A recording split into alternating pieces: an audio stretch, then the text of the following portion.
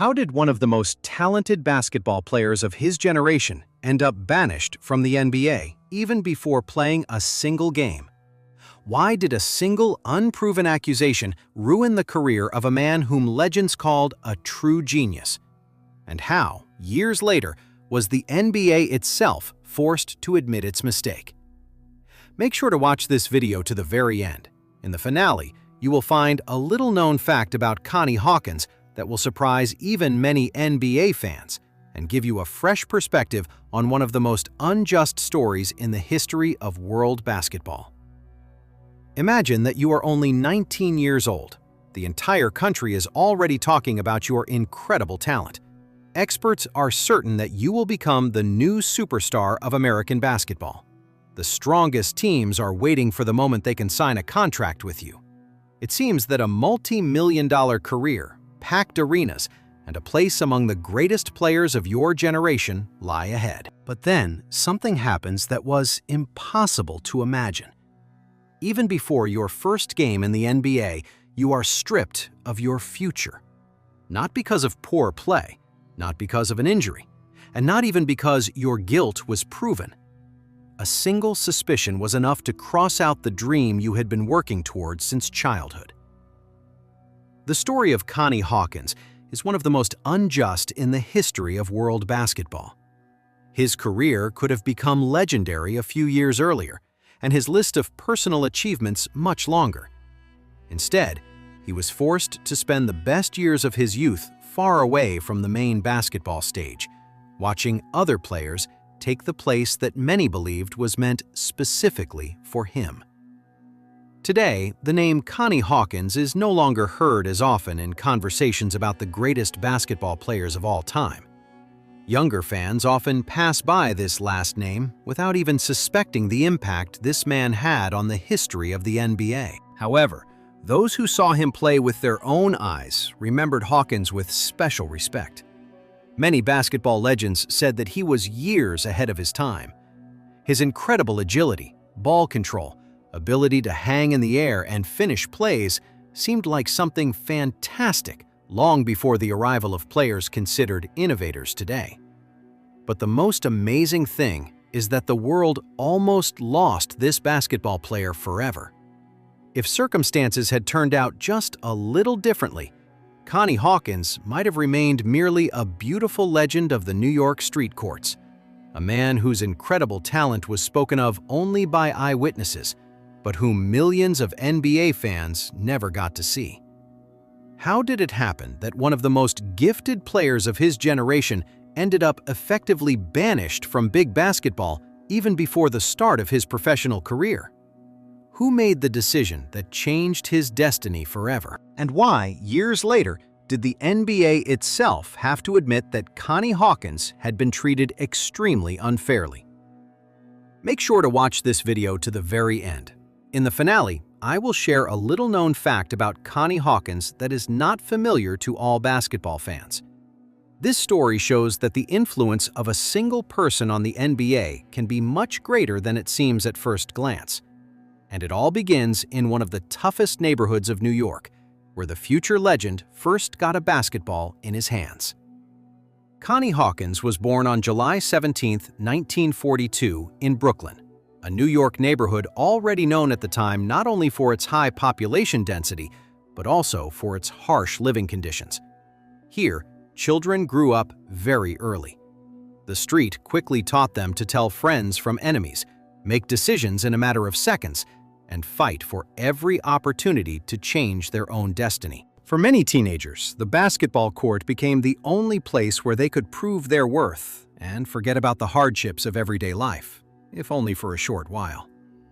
It was here that Connie developed a love for the game, which soon became the meaning of his entire life. He spent virtually every free minute with the ball.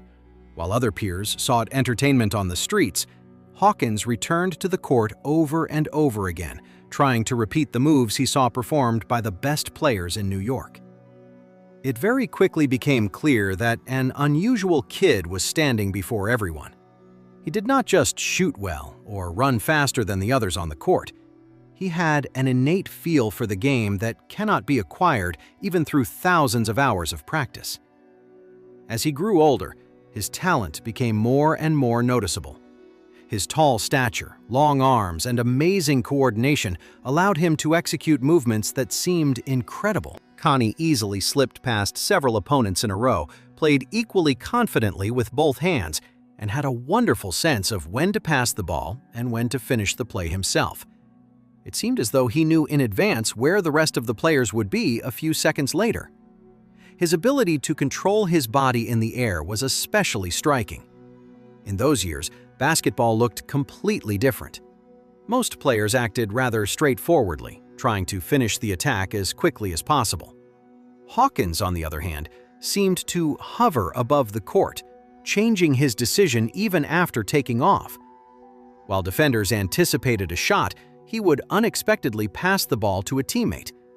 If an opponent tried to block the passing lane, Connie would calmly finish the play himself.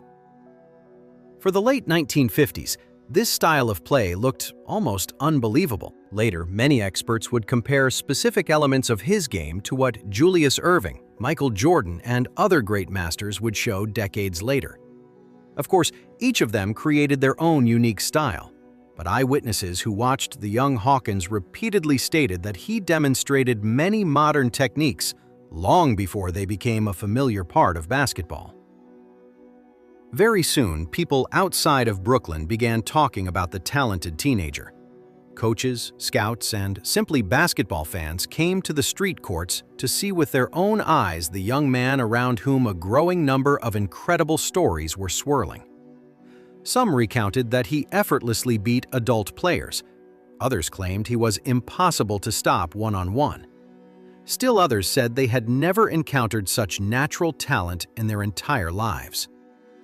Of course, over time, these stories became more vivid, but almost everyone who saw Connie in his youth agreed on one thing. They were watching a person with truly exceptional abilities grow up.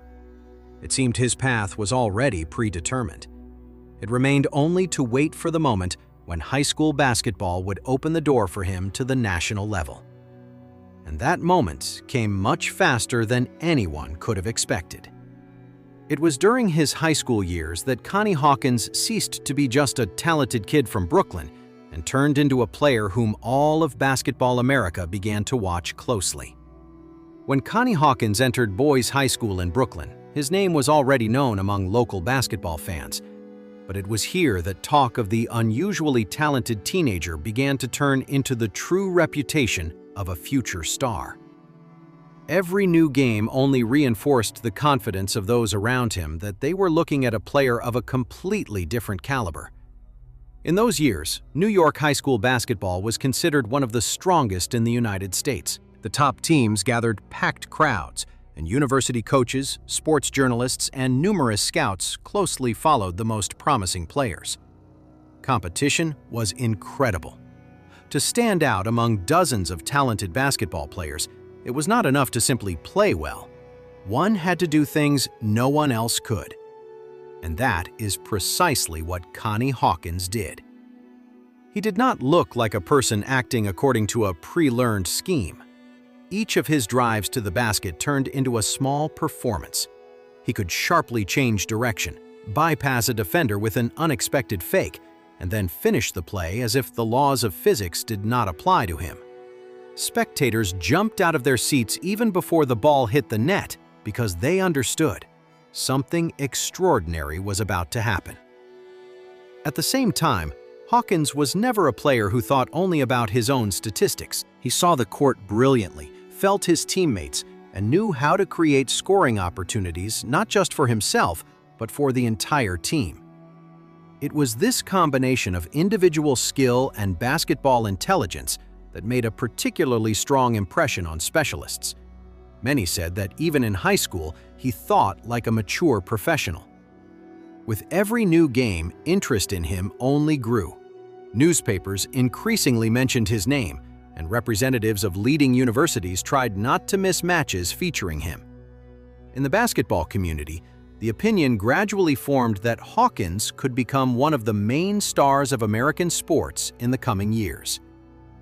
After graduating from high school, he chose the University of Iowa. For a young player, this looked like a completely logical step. In those years, a successful performance for a strong college team practically guaranteed an opportunity to reach professional basketball. It seemed that events would unfold according to the familiar scenario: a bright career in the NCAA, followed by a high draft pick and a long-awaited debut in the NBA. But life prepared a completely different turn. As soon as Connie began his journey in college basketball, events began to unfold around his name that, as would later become clear, he had virtually nothing to do with. Ordinary talk quickly turned into an investigation. Then, suspicions appeared. A little later, loud accusations that began to spread much faster than actual facts. The scariest part was that the young basketball player's reputation began to crumble before anyone had time to sort out what was happening. Just yesterday, he was called the future face of American basketball. Now, a very different question was heard more and more often. Could the career of a person predicted to have a great future really end without even truly starting? No one could have guessed then that Connie Hawkins' destiny would be altered by one of the most high-profile investigations in the history of American college basketball. In the late 1950s, authorities launched a large-scale probe into NCAA games. Gradually, it turned out that certain players and figures from the criminal underworld were connected to fixed games and illegal betting. The scandal gained momentum rapidly, and the list of names falling into the investigation materials grew longer and longer. At some point, the name Connie Hawkins appeared on that list as well. The most striking thing was that evidence of his participation in point shaving never actually materialized. At that time, Hawkins had not even played a single official game for the University of Iowa. Physically, he could not influence the results of the university matches in question. However, circumstances played out in such a way that his name became linked to a man already figuring in the investigation. That man was the famous New York bookmaker Jack Molinas. At one time, he himself played in the NBA, but his professional career ended after the league banned him for life for gambling. Later, Molinas turned out to be one of the central figures in a massive scheme related to manipulating college game results. It was through him that investigators began reaching out to many young basketball players. Hawkins knew Molinas. For a teenager from Brooklyn, meeting a former NBA player looked more like an opportunity to get advice and meet someone who had already walked the path to professional basketball. Later, it turned out that Connie once received a small sum of money from Molinas, around $200. According to Hawkins himself, this money was an ordinary loan that had nothing to do with either betting or fixed games. The prosecution never presented any evidence to the contrary. Nevertheless, in the atmosphere of universal distrust, this turned out to be enough. University basketball leaders did not want to risk their own reputations. Rather than wait for an objective investigation, they preferred to distance themselves as quickly as possible from any person whose name even indirectly figured in the high-profile case. The consequences arrived almost instantly. The University of Iowa effectively closed its doors to Hawkins. He lost the opportunity to continue playing in college basketball, and along with this, his chance to reach the NBA through the traditional route began to vanish rapidly. Just recently considered one of the most promising young players in the country, many teams now tried not to pronounce his name at all. Connie himself did not understand until the very end how his life could change so much in just a few weeks. He had not been found guilty of organizing fixed matches. There was no court ruling against him.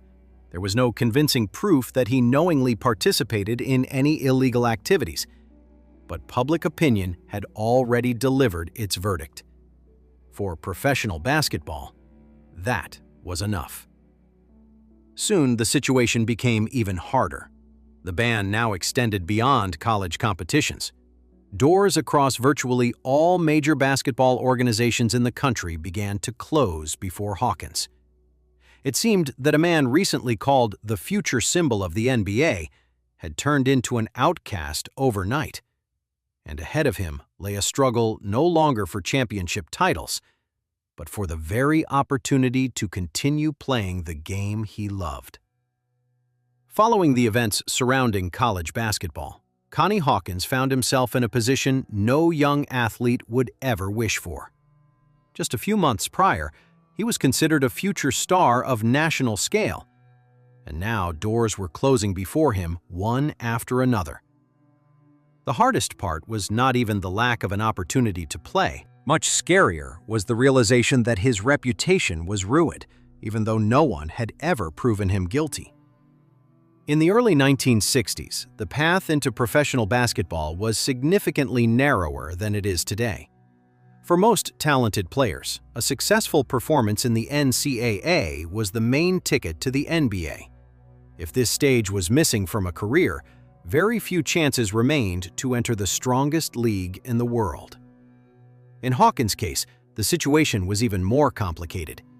His name was so closely linked to the high-profile investigation that clubs preferred not to deal with a player carrying such a negative reputation. As a result, the National Basketball Association also closed its doors to him. The league management did not bother to delve into the details and effectively supported the prevailing attitude toward the young basketball player.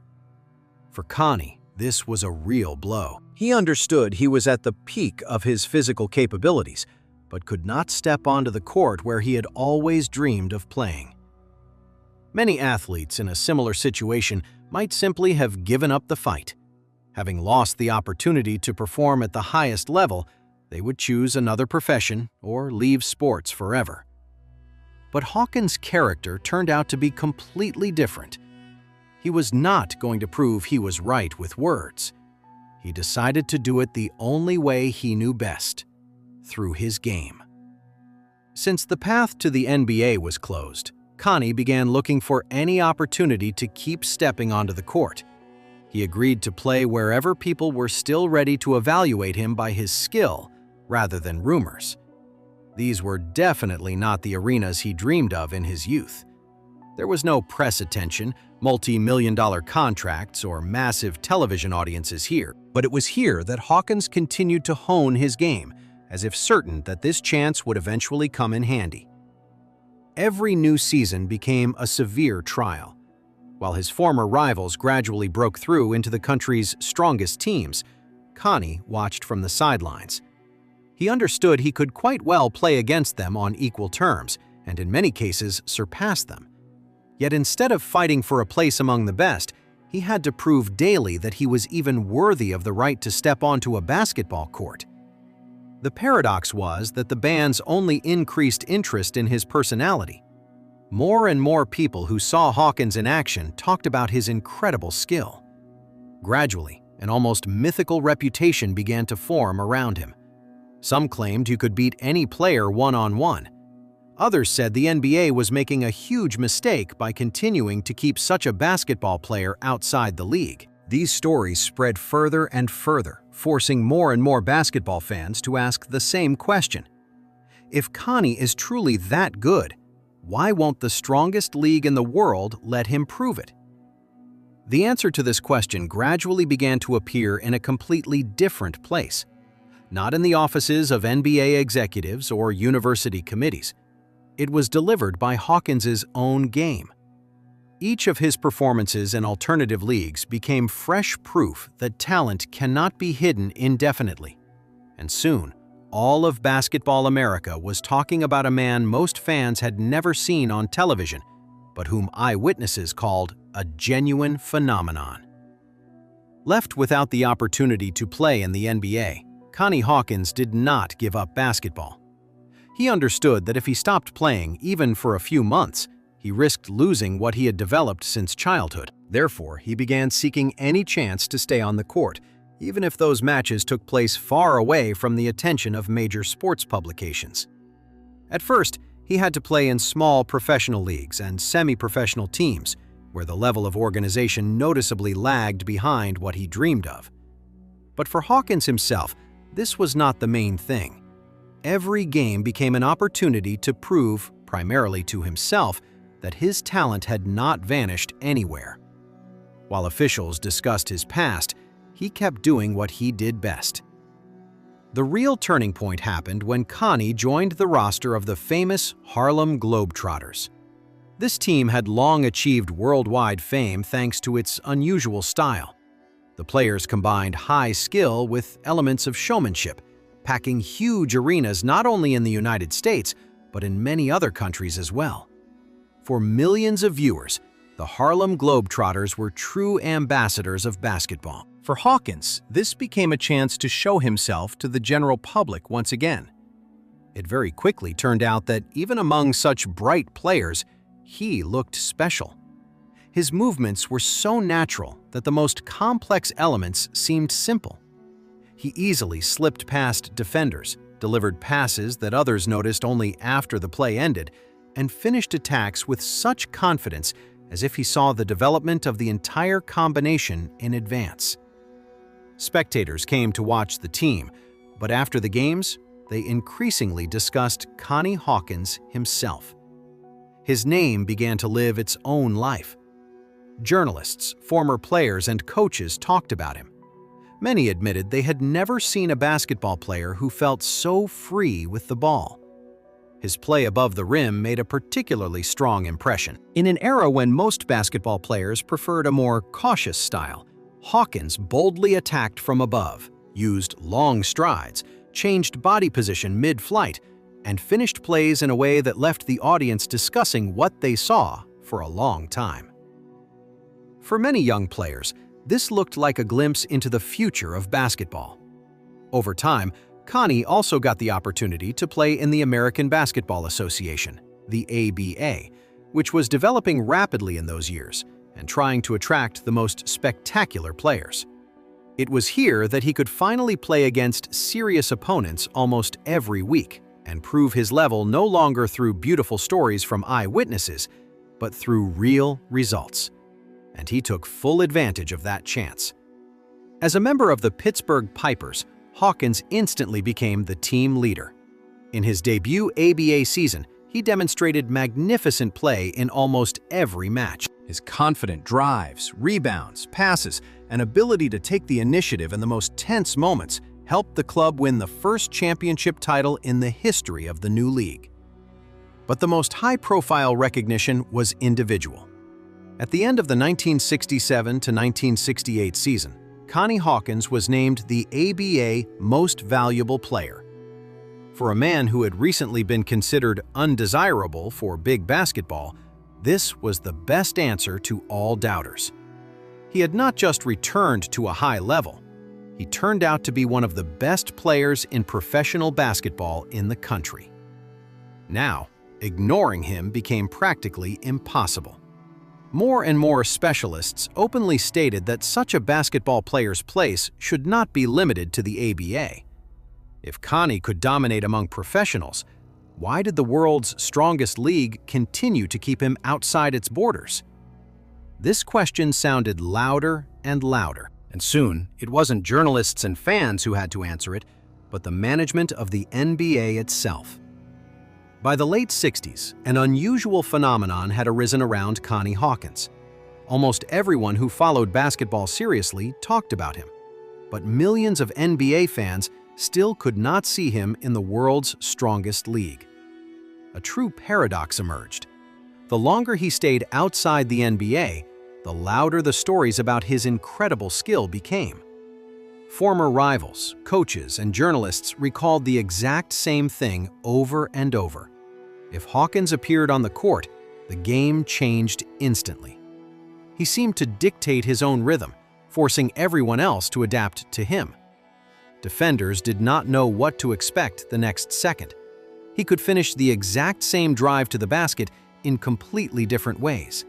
Sometimes it was a powerful slam dunk, sometimes an unexpected pass to a teammate, and sometimes an incredible shot after a prolonged flight, when time seemed to flow differently for him. More and more often, he was compared not with players of his generation, but with basketball artists who would become famous much later. Many noted that Hawkins was one of the first to turn play above the rim into a true art form.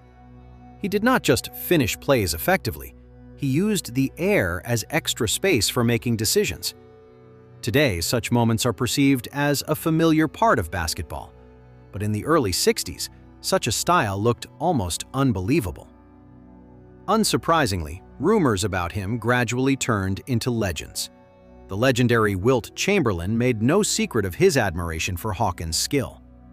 Many professional players admitted that playing against him was incredibly difficult because he constantly found non-standard solutions. And Julius Erving, who later became a symbol of spectacular basketball himself, openly stated that it was Connie Hawkins who had a huge impact on his vision of what a player on the court could be. Later, Erving repeatedly called Hawkins one of his main sources of inspiration. Even those who saw Connie only a few times recounted those matches decades later. The basketball community gradually came to a consensus. The league was losing one of the most unusual players of his time. The more years passed, the harder it became to explain why a man with such a level of skill still had no right to play in the NBA. His success in the ABA was particularly telling. Following the championship title and the MVP award for the season, the final argument used to justify his absence from the strongest league vanished. Now, no one could claim Hawkins was not good enough for professional basketball. He had already proven the opposite in practice. Journalists increasingly asked uncomfortable questions of the NBA leadership. Why did a player whom many specialists considered one of the best in the country continue to remain outside the league? On what grounds did a man whose guilt was never proven continue to pay for events of many years ago? And most importantly, how much longer would this continue? Pressure grew every month. Fans, press representatives, and many famous basketball players no longer perceived the situation as a private story of a single athlete. It was gradually turning into a question of justice for all of professional sports. If such a thing could happen to Connie Hawkins, then tomorrow any other player could end up in a similar position.